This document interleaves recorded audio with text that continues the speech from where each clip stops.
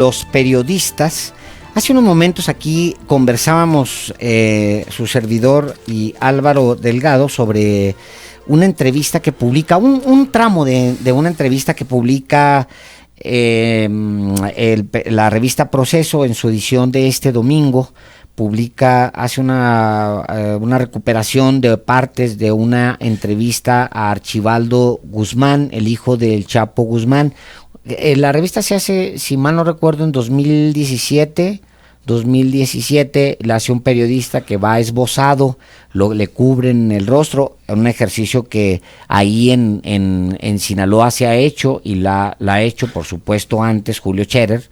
La hizo con el Mayo Zambada. Con el Mayo Zambada. En ese ejercicio del que yo siempre me quedé con muchas ganas de leer más, porque siempre dije, se guardó un tramo, no sabemos, yo no tengo idea. Sí, lo que Julio Scherer dijo entonces es que en realidad él estaba esperando la entrevista, porque lo que conversó con Ismael El Mayo Zambada fue todo. No fue una entrevista propiamente, por eso él describe, es más descriptivo de lo que ciertamente lo platica con él. ¿Qué edad tiene cuando se va a ver al Mayo? 84 años. Imagínense, por favor, imagínense, por favor, qué vitalidad del viejo. De verdad, qué conmovedor que a los 80 y tantos años de edad se haya trasladado hasta Culiacán, haya aceptado que lo vendaran para meterlo a la sierra, para poder entrevistar al Mayo Zambada. Él solo. De verdad, híjole, mano. Pero bueno, nos regresamos. No, pero estás hablando de una entrevista con el hijo de Joaquín El Chapo Guzmán, Iván Archibaldo Guzmán Salazar, uno de los herederos del capo, sentenciado a cadena perpetua en Estados Unidos, y se publica en el número de Proceso que está en circulación. Originalmente, esta entrevista se publicó en marzo del año pasado en una revista de Bélgica, Knack, y en esta revista, lo que se publica en esta edición de Proceso, pues está inédito no solamente en español, sino en México. En México, claro. En México. Sí, es un documento inédito, yo no lo había visto. México.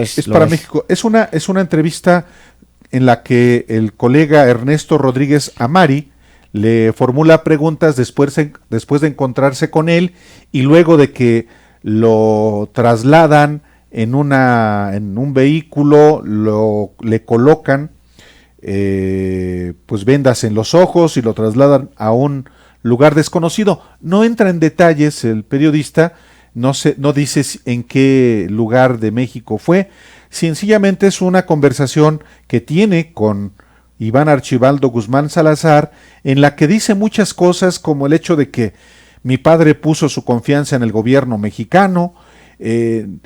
Obviamente no se refiere en ese momento al gobierno de Andrés Manuel López Obrador, porque ni siquiera había elecciones en ese momento, en marzo del año pasado, pero es una entrevista en la que habla justamente Iván Archibaldo de pues lo que es ser narcotráfico.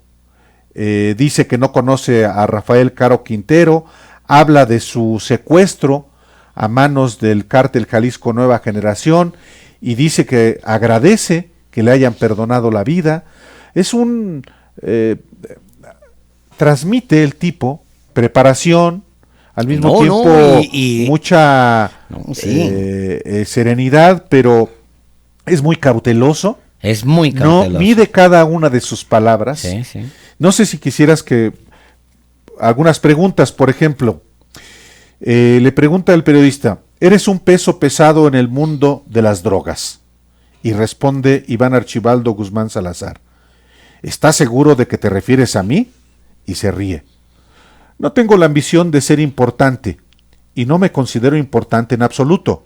Si lo fuera y tuviera mucho poder, no tendría que esconderme constantemente. Deberías preguntarle a mi novia cómo vivo. Es buenísima. La respuesta que da sobre la pregunta sobre la llegada de Trump al poder. porque es muy inteligente la respuesta. Es más, su respuesta sobre el tema de la legalización de las drogas. Imagínense ustedes al hijo del Chapo Guzmán respondiendo a eso. Bueno, es una entrevista que vale mucho la pena ver, leer. Se llama Mi padre puso su confianza en el gobierno mexicano, Archibaldo Guzmán, y se queja del gobierno del gobierno de México. Le pregunta... Sí, por ejemplo, dice, hablemos de los vecinos del norte. El presidente Donald Trump tiene una retórica dura, quiere intensificar la lucha contra los cárteles. Y responde Iván Archibaldo Guzmán Salazar. Él nunca ganará la batalla contra nosotros. Somos mucho más fuertes que él. Los estadounidenses podrían comenzar por atacar a los cárteles en su propio país, pero evidentemente hacen todo lo posible para no atacarse a sí mismos. Se enfocan en América Latina para distraer la atención de su gente. Los estadounidenses nunca asumirán responsabilidad por la violencia y la miseria que ves aquí. Le pregunta el colega Ernesto Rodríguez. En gran parte del mundo se aboga por la legalización de algunas drogas. ¿Qué significaría eso para ti? Y la respuesta. No creo que ocurra en los próximos años. Una legalización no convendría a muchos actores. Hay desventajas políticas y económicas tanto para el gobierno como para los cárteles. Incluso si el gobierno legalizara las drogas, seguiría existiendo un mercado negro. Surgirá un nuevo producto que se comercializará de manera ilegal. Sí, es buenísima, es buenísima. Y sigue esta entrevista. Digo, si así habla, pues este muchacho es otra cosa, ¿eh? O sea, el hijo del Chapo es otra cosa. Es el hijo mayor, es el heredero, y inclusive identificado como quien orquestó también el operativo en Culiacán el jueves de la semana pasada. Claro, le dicen al final, dice... regresando a tu padre, a pesar de las muchas víctimas de la violencia del narcotráfico, muchas personas lo apoyan en Culiacán y en otras partes pobres. ¿Por qué? Y responde, mi padre era muy querido por la gente de Culiacán, creció ahí, conocía a la gente. Mi padre ayudó a aquellos que no podían mantener a su familia. La gente de Culiacán sabe muy bien que solo podía protegerse a sí mismo y a nuestra familia. Lo extrañan mucho ahí. Es decir, no está en Culiacán. No está la entrevista, no se hace en Culiacán. Seguramente se hizo en alguna parte de la sierra. Puede ser, probable. No sabemos, pero es un documento que no inédito en México. A ver, otra. ¿Puedo hablar sobre tu vida privada? Te busca la CIA, el FBI, la DEA, el Interpol, los servicios militares, policiales y de inteligencia de México. ¿Esa es una vida? Le preguntan al hijo del Chapo. Es su trabajo buscarme y es mi trabajo esconderme. Soy consciente de que este será el patrón por el resto de mi vida. Es una entrevista muy interesante. Bueno, hay muchas versiones, Álvaro, que se han soltado con respecto a las razones por las cuales hubo una decisión de soltar a Ovidio Guzmán. Han venido saliendo el fin de semana cuando usted no nos tuvo en vivo y yo sé que nos extrañó, pues hubo muchas versiones. Es que me acordé, ahorita que mencionabas cómo este muchacho, hijo de heredero del imperio criminal, él mismo es claramente un criminal, el hijo del Chapo, ahora que decías que el trabajo del gobierno es perseguirlo y el trabajo de él es esconderse el resto de su vida. Me recuerda lo que el Mayo Zambada le dijo a Julio Scherer García cuando lo entrevistó. Le dijo, me pueden agarrar en cualquier momento o nunca. Sí. Y no lo han agarrado a Mayo Zambada. Nunca. O sea, nunca ha ido no ha pisado una prisión el Mayo. Nunca. O sea, es una cosa muy impactante. Les decíamos que hay varias versiones, ha salido versiones, distintas versiones sobre las razones por las cuales, sobre todo el tema de los videos, que la gente del cártel de Sinaloa mandó a los contactos que seguramente tiene, o no sé por qué tipo de buzón, hizo llegar videos a las autoridades, al gobierno federal, pues de militares o de familiares de funcionarios secuestrados.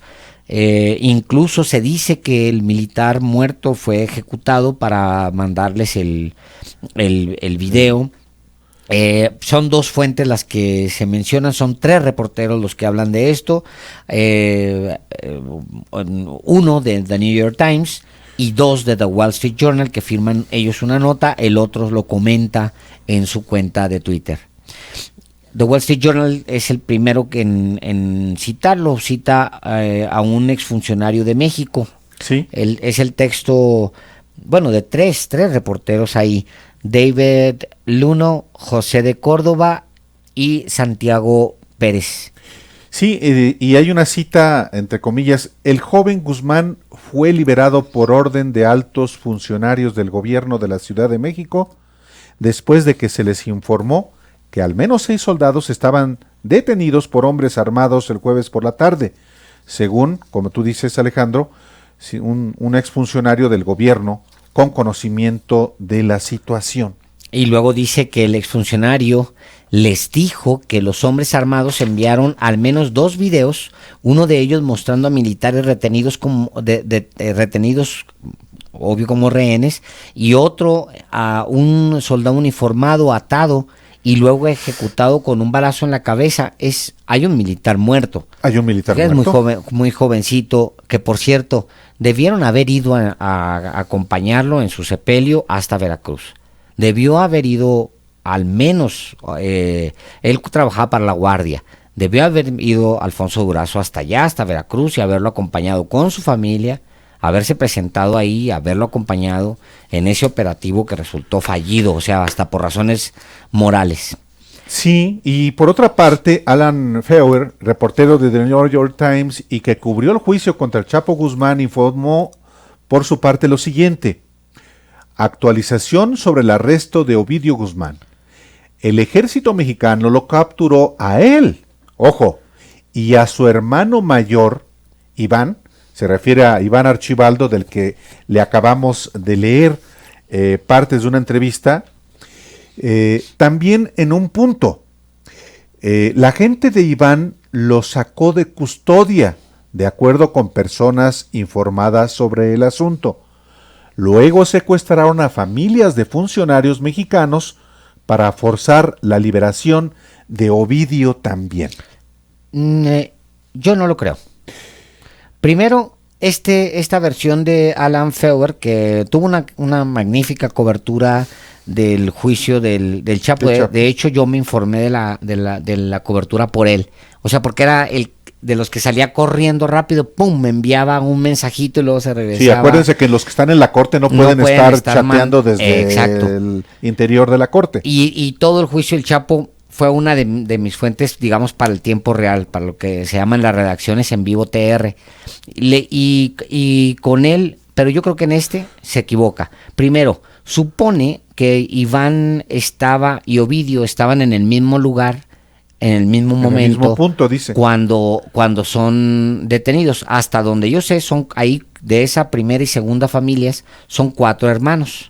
De los 4 hermanos, en realidad hay una relación cercana, muy cercana, pues en los son que medios hermanos. Exacto, son medios hermanos. Sí. Pero 2 hermanos son muy cercanos, sí. Los otros 2 son muy cercanos, como serían cualquier familia, digamos, que tiene distintas madres para un solo padre. Y él asume que el hermano menor es Ovidio de Archibaldo, que no es cierto, no es así.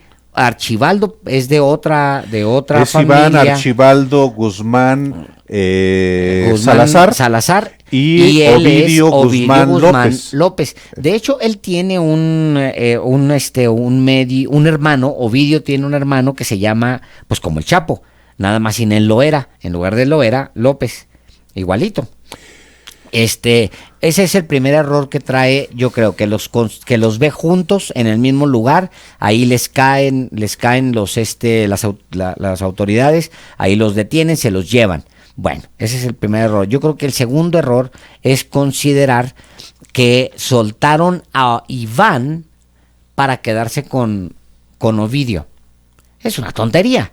El verdadero jefe, el otro muchacho, como le decíamos nosotros aquí, pues era virtualmente desconocido para la mayoría de la gente. Ovidio se convirtió en un nombre hasta difícil en un primer momento como de ubicar. Ovidio, Ovidio, el poeta latino. Sí. Perdón, entonces, si cualquiera que le hubiera caído se encuentra a Ovidio y a Iván, deja ir a Ovidio, ni siquiera, sí, pues tiene una orden de aprehensión allá en Estados Unidos, pero no era el importante, en realidad el importante era Iván Archibaldo. Iván Archibaldo, si es que hubieran estado juntos, yo creo que esta versión yo la pondría varios asteriscos, pero la de Wall Street Journal, porque sé que José de Córdoba es un periodista, a los otros no tengo el gusto de conocerlos, pero a José de Córdoba sé que es un periodista, es un senior, digamos, en la cobertura, con muchas fuentes en México, pero, a lo mejor. Pero inclusive no sé. La lógica de los acontecimientos, que efectivamente las propias declaraciones del presidente de la República, de Alfonso Durazo, del secretario de la Defensa Nacional, coinciden. Dice The Wall Street Journal, el joven Guzmán fue liberado por orden de altos funcionarios del gobierno de la Ciudad de México después de que se les informó que al menos 6 soldados estaban detenidos por hombres armados el jueves por la tarde. Vaya, no eran ni siquiera 6 soldados, eran los que formaban el comando de captura que estaban precisamente en la casa donde estaba Ovidio y estaban rodeados por los pistoleros, por los criminales del cártel de Sinaloa. Y además, el propio secretario de Seguridad desde el jueves en la tarde dijo que se habían replegado y el viernes lo ratificó, que fue finalmente liberado Ovidio Guzmán López. Quiere decir que funcionarios desde el gobierno desde la Ciudad de México, se refiere seguramente a los miembros del Gabinete de Seguridad, dieron la orden de soltarlo. Sí, bueno, de todo esto me quedo con muchas ideas. La principal, creo que sí, el gobierno de la República está obligado a hacer una revisión de procedimientos. Por supuesto, sí. No hubo una crisis de seguridad, por supuesto, muy importante, lo cual permitió medianamente cubrir la otra gran crisis que tuvo este gobierno, que fue una crisis de comunicación. En el mismo momento en el que se estaba dando la crisis de seguridad, por lo regular, quien te hace un paro, digámoslo en buen español, quien te hace un buen paro es justamente el aparato de comunicación. El aparato de comunicación sale inmediatamente y lo que hace es, a ver, espérense, vamos a ver, están desarrollando estos acontecimientos, le damos poquita carnita, reporteros, periodistas, población en general, esto es lo que tenemos hasta el momento, pero les vamos a estar informando. De otra manera, lo que haces, lo que obligas cuando hay un vacío de información, que desde Presidencia de la República o desde el gobierno central, ese vacío lo llenas tú como periodista. ¿Qué nos pasó? O sea, si no me estás dando ninguna fuente, si no tengo ninguna información, rápidamente me voy a las fuentes que yo pueda tener y entonces empiezas a hurgar porque no tienes información oficial y así se crecen las informaciones fake, falsas. Informaciones falsas. Bueno, hubo el jueves, usted que estuvo con nosotros lo recordará, hubo un vacío de información oficial por más de 3 horas, desde que inició precisamente la refriega allá en Culiacán, un vacío de información, ya no digamos del gobierno del estado, sino del gobierno federal, lo que dio lugar a que circularan muchísimas videos, audios, algunos de ellos que nosotros no difundimos precisamente porque consideramos que eran falsos algunos, como se acreditó, como adulterados otros o claramente propagandísticos. Y sí nos fuimos directamente a fuentes con nuestros compañeros periodistas allá en Sinaloa para abastecernos de información creíble y no dejarnos llevar precisamente por esta información parcial y alguna de ellas claramente propagandística para los fines del cártel de Sinaloa. Esto creo que también debe ser considerado y valorado en el gobierno federal fundamentalmente, porque ese vacío de información se extendió inclusive hasta el día siguiente, refiriéndome particularmente al gabinete, incluyendo la secretaria de Gobernación, silente en todo momento. Así es, así es. Pero hay un aparato para hacer eso, ese aparato es el aparato de comunicación social. Y que encabeza en el gobierno federal Jesús Ramírez Cuevas. Sí, bueno, ahí está el aparato existe. Y justamente en momentos como eso, eran, pues, usted revise los videos de ese momento, eran columnas de humo, como si hubieran caído bombas sobre la ciudad, eran columnas de humo sobre Culiacán, era una cosa no vista en Culiacán. Yo justamente estoy en este momento viendo videos de ese momento. Imagínese usted ser Culichi, estar ahí en medio de esa refriega, ha de haber sido una experiencia verdaderamente atroz, pero el silencio, el silencio la hace todavía más angustiante. Y el accionar del gobierno, que reacciona tarde con una versión embustera, aquí lo dijimos, dice Alfonso Durazo, en la primera información oficial, que una patrulla que circulaba por la zona de Tres Ríos en Culiacán fue atacada desde una vivienda. Los soldados fueron a registrar la casa, encontraron a 4 individuos y uno de los 4 era Ovidio Guzmán López, una versión que el propio Durazo desmentiría al día siguiente, después de la instrucción que López Obrador dio desde Oaxaca para que se hablara con la verdad. Entonces, ese no solamente fue un desastre el operativo, no solamente fue un desastre la comunicación, no solamente fue un desastre el hecho en sí mismo, aterrador para Culiacán, sino también pues lo que ha continuado. Es verdad que el desenlace fue avalado por Andrés Manuel López Obrador, alguien que digamos que expuso su capital político para evitar lo que él dijo se podía prever como una matanza en esa ciudad, y que sigue discutiéndose quienes estén a favor y quienes están en contra de eso. Y no solamente sigue discutiéndose, sigue en investigación o está empezando a ser sujeto de investigación por parte de la Fiscalía General de la República. Cierro rápido.